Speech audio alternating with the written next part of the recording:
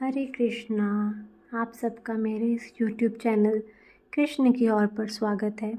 आज की वीडियो में हम कार्तिक मास की कथा का 16वां अध्याय और वीडियो के अंत में लपसी और तपसी की कहानी भी श्रवण करेंगे। तो अगर आपको मेरी ये वीडियो अच्छी लगे तो वीडियो को लाइक और शेयर कीजिएगा और मेरे चैनल को सब्सक्राइब कीजिएगा। तो आइए कथा शुरू करते हैं। 16वां अध्याय। बोलिए श्री कृष्ण भगवान की जय। कार्तिक मास की जय। राजा पृथु ने कहा, हे नारद जी, यह तो आपने महाप्रभु शंकर की बड़ी अद्भुत कथा सुनाई है। अतः कृपा करके आप यह भी बताइए कि उस समय राहु उस पुरुष से छूटकर कहाँ गया। नारद जी ने कहा, उससे छूटने पर वह बर्बर नाम से विख्यात हो गया और मानो नया जन्म पाकर उसने अपने आप को धन्य माना तथा वह धीरे धीरे जलंधर के पास गया। वहाँ उसने शंकर जी की चेष्टा कही। उसे सुनकर दैत्यराज को बड़ा क्रोध आया और उसने सब दैत्यों को सेना सजाने की आज्ञा दी। कालनेमी और शुंभ निशुंभ आदि सभी महाबली दैत्य तैयार होने लगे। एक से एक महाबली दैत्य करोड़ों की संख्या में निकलकर युद्ध के लिए तैयार हो गए। महाप्रतापी सिंधुपुत्र शिवजी से युद्ध के लिए निकला। उसने आगे महर्षि शुक्राचार्य और छिन्न सिर राहु हुआ। फिर तो उसी समय जलंधर का मुकुट खिसक कर धरती पर पड़ा। आकाश में मेघ छा गए और बड़े अपशगुन हुए। उधर इंद्र आदि सब देवताओं ने एकत्रित होकर कैलाश पर जाकर शिवजी से जब वृतांत कहा और यह भी कहा कि आपने जलंधर से युद्ध करने के लिए जो भगवान विष्णु को भेजा था वह उसके वशवर्ती हो गए हैं और लक्ष्मी सहित जलंधर के अधीन होकर उसके घर में निवास करते हैं। अब देवताओं को भी उसके यहाँ निवास करना पड़ रहा है। अब वह सागर पुत्र आपसे युद्ध करने को आ रहा है, अतः आप उसे मारकर हमारी रक्षा करो। देवताओं ने यह सब कुछ सुन शंकर जी से भगवान विष्णु से पूछा कि हे ऋषिकेश, युद्ध में आपने जलंधर का संहार क्यों नहीं किया और वैकुंठ को छोड़कर आप उसके घर कैसे चले गए। तब भगवान विष्णु ने हाथ जोड़कर शिव जी से कहा, उसे आपका अंशी या लक्ष्मी जी का भाई होने के कारण नहीं मारा है। वह बड़ा ही वीर है और देवताओं से अजय है। मैं सत्य कहता हूँ कि उसे कोई भी नहीं मार सकता। इस पर लक्ष्मी ने मुग्ध होकर मैंने स्वयं उसके घर में रहने का वर दे दिया है, इसलिए मैं उसके घर में रहता हूँ। हे सूर्यवर विष्णु, आप यह क्या कहते हैं। उस दैत्य जलंधर को मैं अवश्य मारूंगा, इसमें कुछ भी संदेह नहीं है।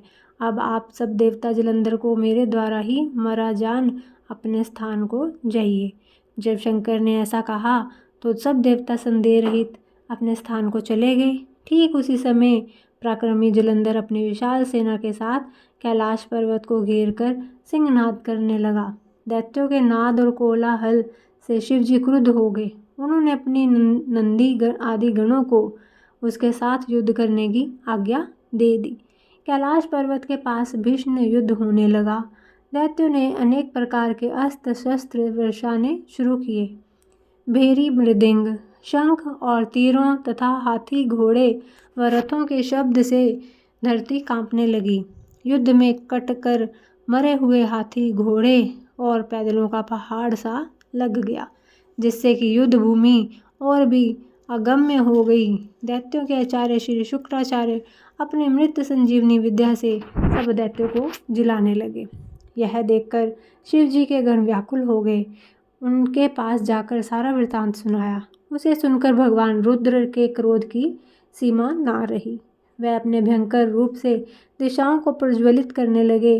तो फिर उस समय उनके मुख से एक बड़ी भयंकर कन्या उत्पन्न हुई, जिसकी कि दोनों जंघाएं ताल वृक्ष के समान थी। वह युद्ध भूमि में जाकर सब असुरों का चर्बन करने लगी। युद्ध भूमि में इस तरह विचरते हुए वह शुक्राचार्य जी के पास जा पहुंची और शीघ्र ही उन्हें अपने उदर में गुप्त कर लिया। फिर स्वयं भी अंतर्ध्यान हो गई। शुक्र के गुप्त हो जाने पर दैत्यों का मुख मलिन पड़ गया। और वह युद्ध छोड़कर भागने लगे। इस पर अनेक शुंभ, निशुंभ और कालनेमी आदि सेनापतियों ने अपने भागते हुए वीरों को रोककर शिवगणों पर बड़ा कठिन प्रहार किया। और ऐसा ही शिव जी के नंदी आदि वीरगणों, जिनमें गणेश और स्वामी कार्तिकेय भी थे, अपने गणों को रोककर दैत्यों से भीषण युद्ध करने लगे। बोलिए श्री कृष्ण भगवान की जय। कार्तिक मास की जय। लपसी तपसी की कहानी। बोलिए श्री कृष्ण भगवान की जय। एक लपसी था और एक तपसी था। तपसी तो भगवान की तपस्या करता था और लपसी रोजाना 1.25 सेर हलवा बनाकर भगवान को भोग लगाकर ताली हिलाकर जीम लेता। एक दिन दोनों में झगड़ा हो गया।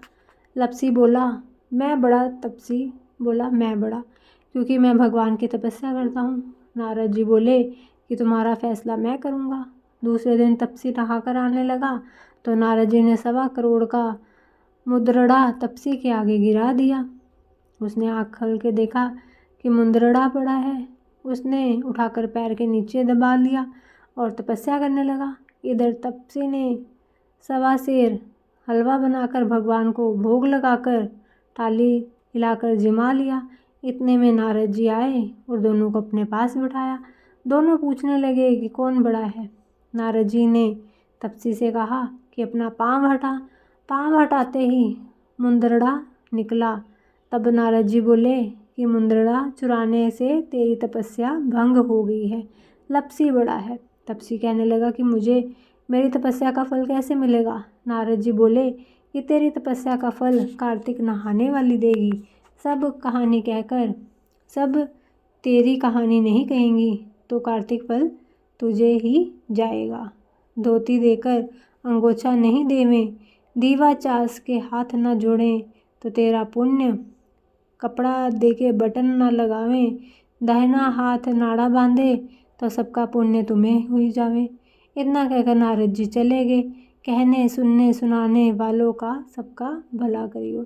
बोलिए श्री कृष्ण भगवान की जय। कार्तिक मास की जय। मेरी ये वीडियो आपको कैसी लगी कमेंट करके ज़रूर बताइएगा। तब तक के लिए सबको हरे कृष्णा।